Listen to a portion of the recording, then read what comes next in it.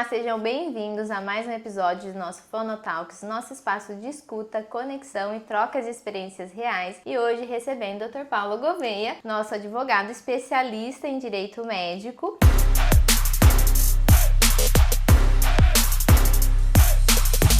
Seja bem-vindo ao mais um episódio do nosso Fonotalks para falar um pouquinho sobre direitos dos pacientes, profissionais e também das operadoras de saúde ali na adesão, no tratamento médico. Muito obrigado pelo convite, uma satisfação estar aqui com vocês e poder transmitir um pouquinho aí do conhecimento para os pacientes, consumidores e os fornecedores de produto e serviço também. Dr. Paulo, conta um pouquinho para a gente começar, quais são os direitos básicos que todo paciente ele deve conhecer quando ele busca um atendimento de saúde? O principal que eu digo é, paciente, consumidor em si, todos nós somos consumidores de algo, né? E falando em saúde, todos nós somos. O próprio profissional de saúde é um consumidor de operador de plano de saúde ou do SUS em relação à saúde.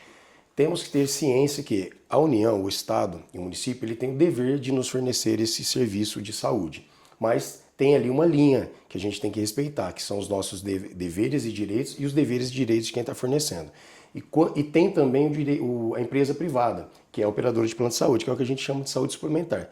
Então, e pode cobrar para esse serviço. Eles também têm os direitos e deveres e a gente tem que sempre estar alinhado com a própria lei. Mas é claro que os consumidores não têm acesso hoje em dia com a internet e tudo, mas não vai procurar ficar lendo a lei. Código de Defesa do Consumidor, a própria lei da ANS, que regula aí as operadoras de plano de saúde.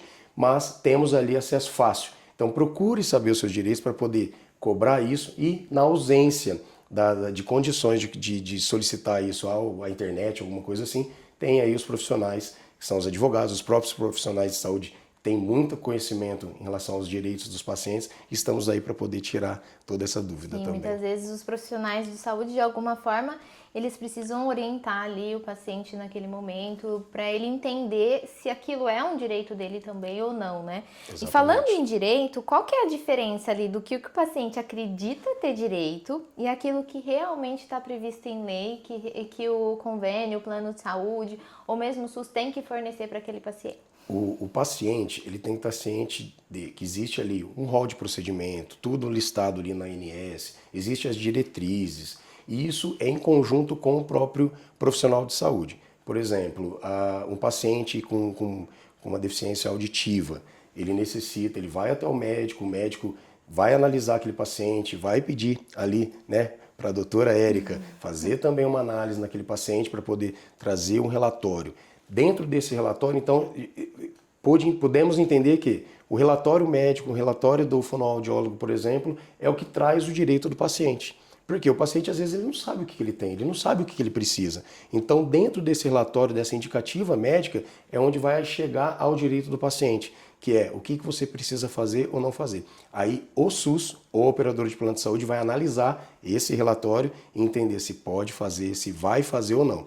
Aí vamos falar um pouquinho da legalidade ou não, que foi sua pergunta. Sim. Às vezes o legal pode ser abusivo. Às vezes está lá no rol da ANS, vamos falar da operadora de plano de saúde. Ela vai lá e nega um tratamento, um procedimento. Ela está cometendo algo ilegal? Não, porque às vezes está ali dando essa autorização na negativa dela. Não está no rol realmente da ANS Exatamente. Aquele tratamento. Exatamente. Mas é quando a gente pensa que, por exemplo, quando a gente fala de implante coclear, por exemplo, a diretriz era de 2014. Então, ela está muito desatualizada quando a gente vai analisar a literatura médica atual e as indicações de implante coclear ou próteses auditivas implantáveis atual. Como que a gente deve agir nesse momento? A gente, como profissional, a gente tem que seguir a literatura médica. Como que a gente deve agir nesse momento? Eu digo que é uma obrigação agir com a literatura médica, né? Porque as diretrizes, elas são desatualizadas porque é muito rigoroso, é muito difícil conseguir caminhar juntamente com a evidência científica, com a ciência. A ciência voa. E às vezes ali a reunião para poder, vou adicionar isso no rol ou não, esse procedimento no rol ou não, é mais moroso. Então, o profissional de saúde, ele tem, no meu entendimento, ele tem o dever, o próprio código, vamos falar do médico, o próprio Código de Ética Médica, ele estabelece que é um dever do profissional, do médico, indicar ao paciente a melhor evidência científica, o que está mais atualizado. Então, É ilegal a negativa? Pode não ser ilegal porque está ali constando que não está no rol, mas é abusivo porque a própria operadora de plano de saúde, o próprio SUS, sabe o que é melhor para o paciente. E o profissional de saúde, ele faz isso, ele traz o que é melhor para o paciente. Então é o dever. Por isso que a gente precisa do advogado especialista em direito médico para mediar essas discussões ali entre convênio, SUS e os especialistas em saúde, né? Exatamente. Realmente. E quando que o plano de saúde ele pode negar um tratamento? Existem algumas situações que essa negativa ela é legítima, mesmo que esse procedimento, por exemplo, esteja descrito na literatura médica, mas não está no rol. Quando essa negativa é legítima? Ela só é legítima em alguns casos específicos que não tem a ver ali com a literatura. Por exemplo, se está na literatura, como nós dissemos agora há pouco, é uma obrigação do próprio operadora. Aí o judiciário ele tem entendido que ele vai negar, a operadora vai negar, não está de repente cometendo algo ilegal, ele vai negar e o paciente ele deve fazer o quê? Procura a ouvidoria, pede que essa negativa seja feita por escrito, justificada, porque também a operadora tem o dever de justificar por que está negando. Não é simplesmente negar e o paciente ficar conformado com isso. O paciente vai procurar a ouvidoria, pedir essa justificativa por escrito e fazer uma notificação, que é a NIP, que a gente fala, na ANS. Não resolveu? O advogado, especialista, sempre digo. Por que especialista? Porque entende um pouquinho mais o lado dessa área do direito do paciente. Mas voltando, o que seria legal? O paciente que está em carência, é legal a operadora negar. Por quê? Porque está ali, contratualmente falando, ele não tem o dever de cumprir a cobertura. Ou o inadimplente, ou um tratamento estético. Mas entrando no lado aqui do nosso paciente auditivo, se há a literatura médica, se há evidência baseada científica ali já concretizada, às vezes já atualizada na Anvisa, ou um próprio órgão técnico de outro país, que é a FDA, por exemplo, que a gente sempre cita como exemplo. Lá nos Estados Unidos estamos fazendo esse tratamento, já foi comprovado, por que não trazer para o Brasil? E o médico, o profissional de saúde, vocês no ramo geral ali da saúde, tem esse conhecimento, fez esse estudo, então traz isso para o paciente. Ou seja, estou trazendo um benefício para o paciente. Então aí é abusivo negar. E essa seria uma outra pergunta, né? Então tem muitos pacientes que quando recebem essa negativa do convênio, eles acreditam que não há mais nada o que fazer. Então o primeiro momento é tentar essa negociação com o convênio nesse primeiro momento, é isso mesmo? Exatamente. Eu particularmente não sou aquele profissional que, não, vamos mover uma ação contra o convênio. A gente entende também o lado do convênio, porque o convênio tem um lado financeiro, tem que ter aquele meio termo para entender também o lado do convênio. Nós temos que olhar os dois lados. O próprio SUS, se é o município, se é o estado, se é a União, existe também um critério ali de requisitos para poder propor uma ação contra o município ou obrigar que um faça ou o outro faça, porque tem o critério financeiro. A gente entende esse lado também. Então, a primeira sugestão é tente novamente, procure para que também a operadora tenha ali aquela auditoria para poder provar por que realmente está sendo negado, para poder convencer o paciente. E se o paciente, eu sempre digo, procure seus direitos, procure saber, tem ali os profissionais para poder te orientar, porque às vezes realmente é correta aquela negativa ou às vezes não. Então você não pode simplesmente conformar com aquilo. Uma dúvida que é muito comum, o fato do procedimento ele não estar explicitamente listado ali no rol da ANS, significa que ele nunca poderá ser autorizado pelo convênio? Essa é muito importante, que existe uma decisão no STJ que o profissional de saúde que indica o tratamento. O plano de saúde, ele dita a regra de qual doença ele vai tratar. Então tem ali o código identificado da doença, que é o CID, e tem a doença que ele vai tratar. Se no contrato ele menciona que vai tratar aquela determinada doença, o tratamento dela depois, o que fazer quando está identificada aquela doença no paciente, ela não pode ditar a regra. Quem dita a regra é o profissional de saúde. Porque é o profissional de saúde que tem o conhecimento do que deve ser feito o melhor para o paciente ou não. E como que os tribunais eles têm analisado esses tratamentos que possuem ali evidência científica, mas eles têm resistência em serem autorizados pelas operadoras? Os tribunais, os juízes, os desembargadores, eles têm essa preocupação também. Lembra que nós falamos, deveres e direitos de todos os lados. Eles também têm essa preocupação com a economia da operadora de plano de saúde, porque às vezes tem tratamento que a gente menciona que são milionários. Então também tem que tomar muito cuidado com isso.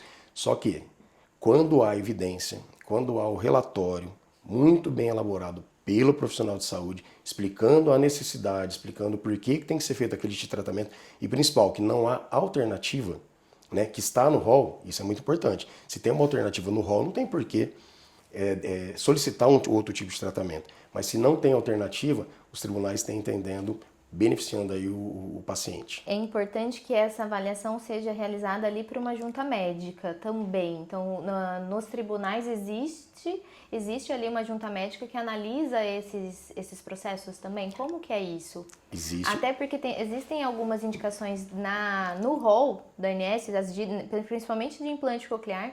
Na diretriz existe uma indicação, porém a indicação ela mudou muito com a literatura médica atual. Então, se a gente for seguir o rol, a gente estaria fazendo uma indicação que não é a mais adequada para esse momento do que a literatura nos traz. Então, como que está sendo realizada essa análise nesses processos? Existe uma espécie de auditoria realmente dentro do judiciário. Infelizmente, a gente tem que deixar bem claro que, às vezes, o médico que está lá analisando aquele relatório do médico especialista ou do profissional especialista aqui, como a fonoaudióloga, por exemplo, que é especialista, igual a doutora, estuda, procura ter conhecimento, atualizar. E será que aquele médico que está lá, fica uma dúvida aqui, será que aquele médico que está lá, ele tem a mesma especialidade que a doutora? Estudou? Está atualizado? Então, às vezes, aquele médico que está lá negando o tratamento para o paciente, dentro da junta médica, dá um parecer negativo, será que ele é especialista? Que às vezes não aparece isso para a gente. Né? E o juiz também ele fica com muita dúvida em qual lado que eu vou, porque ele não é obrigado a decidir conforme aquela auditoria que está lá dentro do judiciário. Então o juiz, por isso que a gente sempre fala, a nossa apresentação do relatório do paciente tem que ser bem robusta, tem que convencer o juiz do porquê que ele vai dar positivamente ali para o paciente. Por isso que os profissionais eles precisam estar preparados também para conseguirem justificar aquela indicação da melhor forma possível. Exatamente. Vamos dizer assim, essa junção entre o profissional de saúde, o operador do direito, no caso o advogado, tem que estar bem entrelaçado para poder fazer o melhor para o paciente e demonstrar isso para o juiz. Porque o juiz, ele literalmente ele é imparcial. Né? Então ele vai decidir como, ele vai decidir com aquele que convencer melhor ele. Até porque o juiz ele não vai ter o conhecimento de cada especialidade realmente, então a gente precisa embasar muito bem a justificativa quando a gente indica um tratamento. Exatamente, eu gosto de dizer que tem que estar desenhado para o juiz. E na sua visão, qual é o maior erro dos pacientes que os pacientes costumam cometer quando recebem uma negativa da operadora? O maior erro é silenciar. Não pode silenciar. Procure aquele profissional que está te atendendo, procure saber por que indicou aquilo e conta e devolve, dá essa devolutiva para o próprio profissional de saúde que está lhe atendendo. Por quê? Porque o profissional também tem conhecimento. Não, mas isso é para você, é bom por isso. Se não fizer dentro daquele prazo, vai te causar um problema maior. Não silencie, não se conforme. De novo, procure o próprio ouvidoria do plano, a ANS, e um advogado especialista para poder te orientar da forma mais correta e te dar uma direção melhor. Não silencie. Sim, às vezes a gente se depara muito com isso, né? O paciente ele recebe a negativa do convênio da operadora e ele acredita que realmente ele não tem aquele direito, que o contrato dele não oferece aquele direito para ele e acaba silenciando realmente. É muito importante essa colocação, porque, de novo, né? O contrato, a negativa não está ilegal. E ele às vezes vai lá e aponta no contrato e o paciente se conforma, fala, não, realmente está no contrato, eu assinei aquilo. Mas é um contrato de adesão, você não pode mudar o contrato, existe vários requisitos aí que dá para tentar, dentro do judiciário, mudar aquilo e mostrar que aquela negativa é abusiva. Então não silencie. Então, se mesmo no contrato desse paciente, desse beneficiário ali do convênio, não esteja descrito aquele procedimento, se há indicação médica, o paciente, de repente, ele pode ter o direito àquele tratamento? Exatamente. É o detalhe da indicação do tratamento dentro da cobertura da doença. Se há doença, o tratamento quem indica é o médico. Já é decidido isso. Independente do contrato que esse paciente tenha com a operadora? Independentemente em relação à doença. Então, se há doença, o tratamento para a doença, aquele procedimento, o entendimento do judiciário é que tem que ser tratado, porque médico que indica o tratamento. Então, independentemente, sim. O que caracteriza ali um relatório forte e tecnicamente consistente para justificar o tratamento? O relatório ele tem que constar o porquê daquele tratamento, evidência científica, principalmente quando nós estamos falando de algo que não está no rol, né? Se está no rol, teoricamente não era o plano ter negado. Teoricamente não. Pode ser que aconteça, que é o que a gente fala da uma abusiva. Aí é muito gritante aquela forma abusiva. Mas vamos falar de um procedimento que não está no rol, que fica um pouco mais difícil. Então tem que estar a indicativa do porquê, não a alternativa no rol. O prazo, se não fizer agora esse tratamento, você vai piorar, você vai ter um dano muito maior do que você já tem, né? Principalmente quando a gente fala em crianças, né, doutora?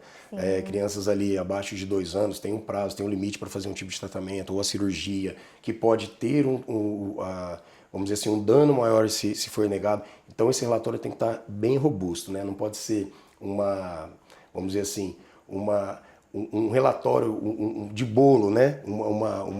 Uma receita de bolo, tem que ser bem específico e bem robusto. Sim, quando a gente fala de criança na reabilitação auditiva, que o doutor estava comentando, a reabilitação auditiva ela tem que ser o mais precoce possível. Então, a literatura médica internacional diz o que fazer o implante coclear ou a reabilitação auditiva antes de 1 ano.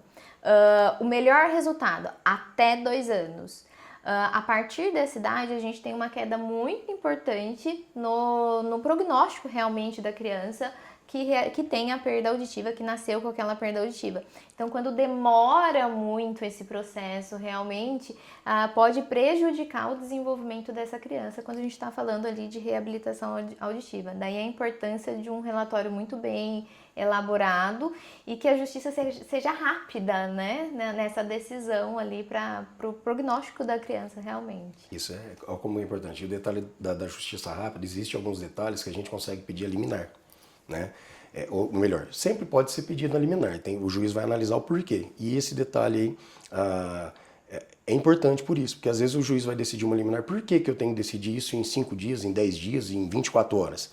O profissional de saúde que vai indicar esse motivo. Entendi. Então, existe a possibilidade dessa decisão ser mais rápida diante dessa emergência ali do atendimento. Não só quando a gente está falando de reabilitação, mas em outros casos também. Exatamente.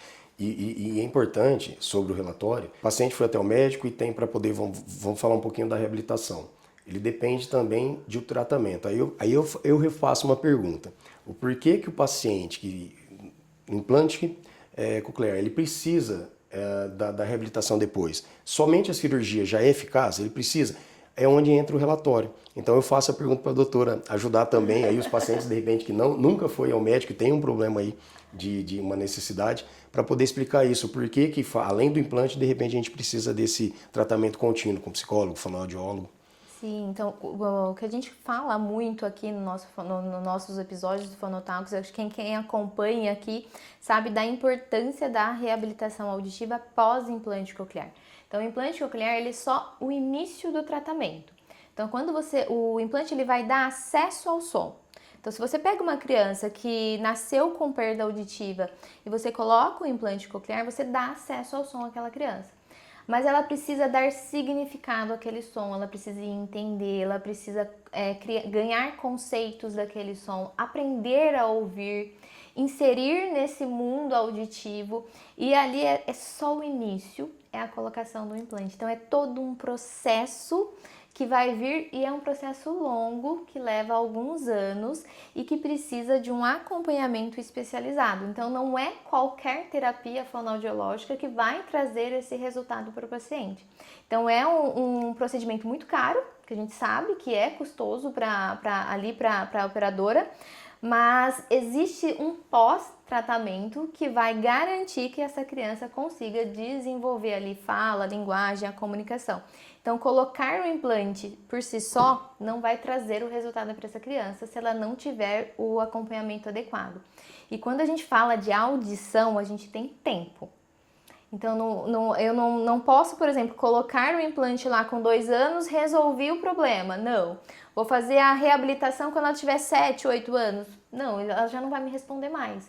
Então, eu preciso colocar o implante antes dos 2 anos e eu preciso entrar imediatamente com a reabilitação auditiva para garantir o resultado para essa criança.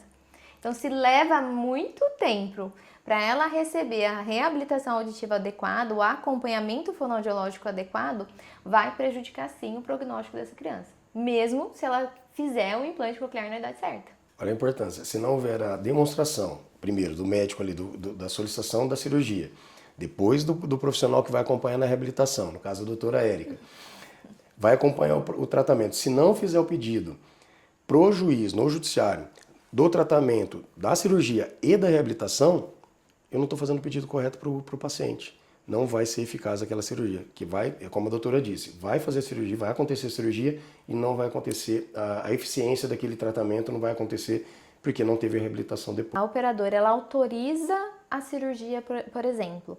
Isso garante automaticamente a cobertura da reabilitação após o procedimento? Depende desse pedido, né?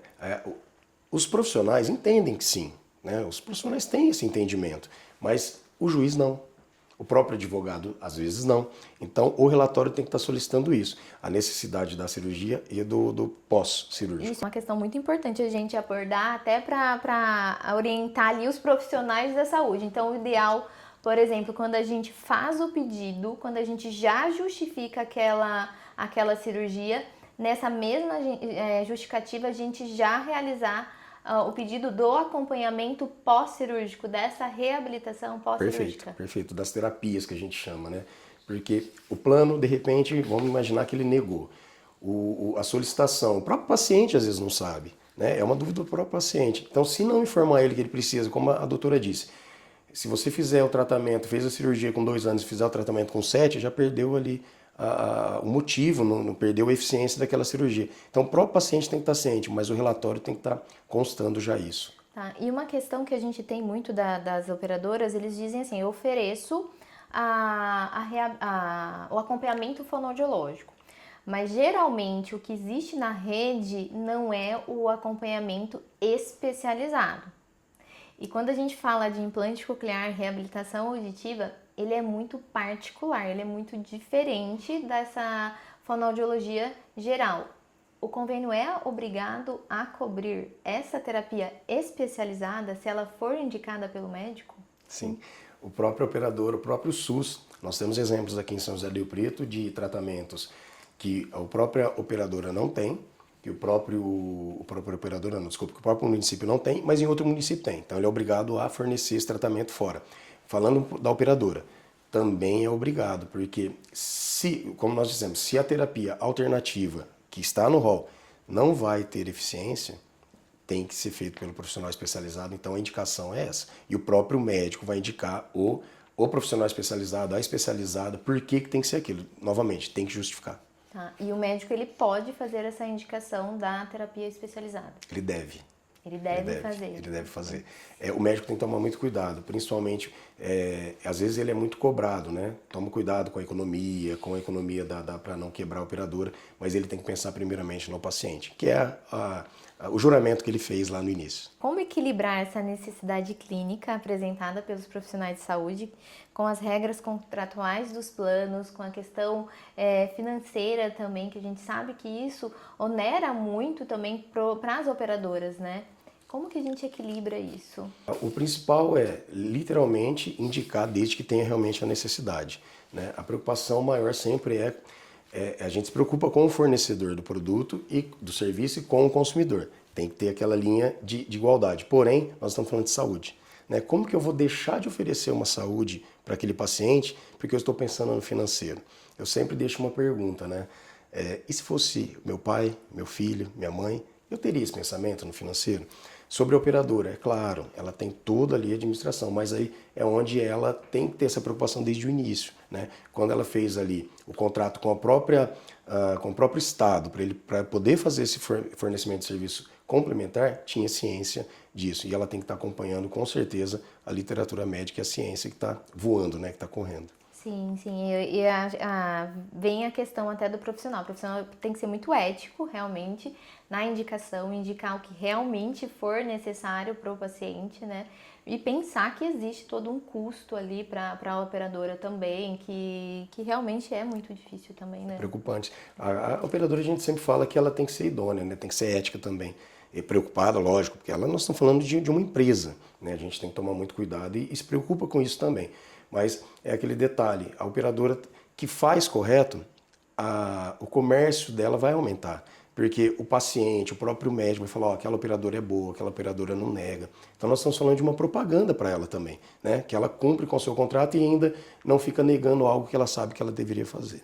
Doutor Paulo, se você pudesse deixar ali uma mensagem, tanto para os profissionais de saúde, quanto para os pacientes que realmente têm essa dificuldade no acesso aos tratamentos, que mensagem que você deixaria? Eu deixaria essa que eu já havia falado, que é não silencie. Tome conta dos seus entes queridos, os pais, tome conta dos seus filhos, não se calem. A gente, quando fala isso, não é para ir gritar, para ir brigar, não é para fazer nada nesse sentido. É justamente para se preocupar e tomar conta do ente querido. Não se preocupar exclusivamente com o contrato. Que, de novo, às vezes o contrato está ditando uma regra que não é ilegal, mas pode ser considerada abusiva. Pense sempre no seu ente querido. Para os profissionais de saúde, a mesma coisa, empatia. Tome conta dos seus pacientes como se fosse você, como se fosse um ente da sua família e que tudo vai dar certo no final. E a operadora de plano de saúde, o próprio SUS, a mesma coisa. Vamos tomar conta dos nossos, porque é o futuro do Brasil, principalmente falando em crianças também. Doutor Paulo, eu gostaria de agradecer a sua participação. Tenho certeza que a gente conseguiu levar bastante informação ali, tanto sobre direitos e deveres, tanto para profissionais de saúde quanto para os pacientes, no acesso a esses tratamentos de saúde que são tão importantes, né? Eu que agradeço. Muito obrigado. Estou à disposição, viu? E você que acabou de acompanhar mais um episódio do nosso Fonotalks, sigam nas nossas redes sociais e acompanhem os nossos assuntos.